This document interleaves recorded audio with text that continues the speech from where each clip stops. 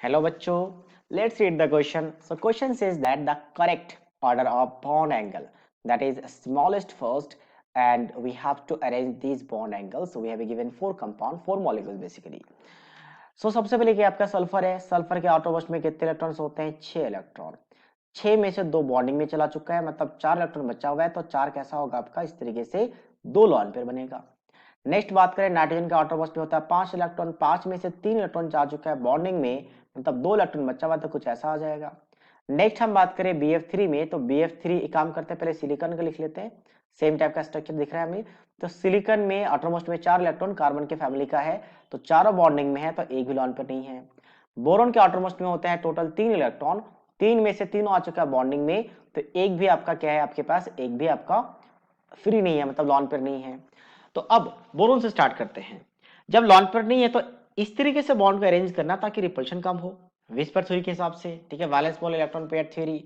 तो एंगल यहाँ पे कितना ट्रायंगल बनता हुआ दिखेगा, तो एंगल कितना दिखेगा आपको? 120 का एंगल दिखेगा, ठीक है।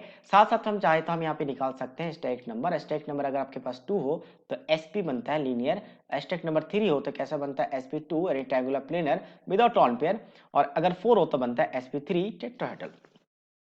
सबके बॉन्ड एंगल की बात करते हैं। अब यहाँ पे देखो स्टैक नंबर कैसे निकालते हैं? Sigma bond plus lone pair of electron. तो जैसे यहाँ की बात करें तो सिग्मा बॉन्ड 4 है, लॉन पेयर 0 है, तो क्या बन गया? sp3 टेट्राहेड्रल, और टेट्राहेड्रल के लिए बॉन्ड एंगल कितना होता है? 109.28। तो ये इससे कम है, तो मतलब BF3 का ज्यादा, इसका कम है। अब इनकी बात करते हैं। इनके लिए देखोगे तो इसका भी आपके पास स्टैक नंबर 4 है। 4 कैसे? 3 सिग्मा 1 लॉन पेयर, तो बॉन्ड एंगल कितना होना चाहिए था? 109 होना चाहिए था यहाँ पे। और यहाँ पे भी देखोगे तो 2 सिग्मा 2 लॉन पेयर, मतलब स्टैक नंबर इसका भी 4 हो गया, मतलब फिर से sp3, तो इसका भी बॉन्ड एंगल 109 होना चाहिए था।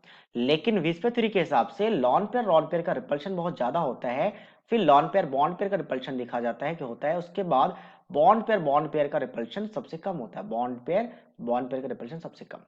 तो वे यहाँ पे चेक करते हैं। तो यहाँ पे अगर देखेंगे तो लॉन पेयर में रिपल्शन सबसे ज्यादा है, तो इन दोनों को इसको कॉम्पैक्ट कर देगा तो एंगल बहुत ज्यादा डिक्रीज हो जाएगा। तो इसलिए SH2 का बॉन्ड एंगल सबसे कम होगा।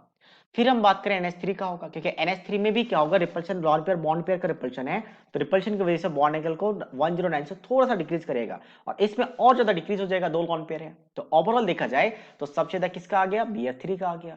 फिर इसका 109 था एग्जैक्ट, और इसका 109 से थोड़ा सा कम हुआ, और इसका और ज्यादा कम हो गया 2 लॉन पेयर की वजह से। तो ओवरऑल देखा जाए तो according to this question first option is the right option. So I hope you understood it well. All the best.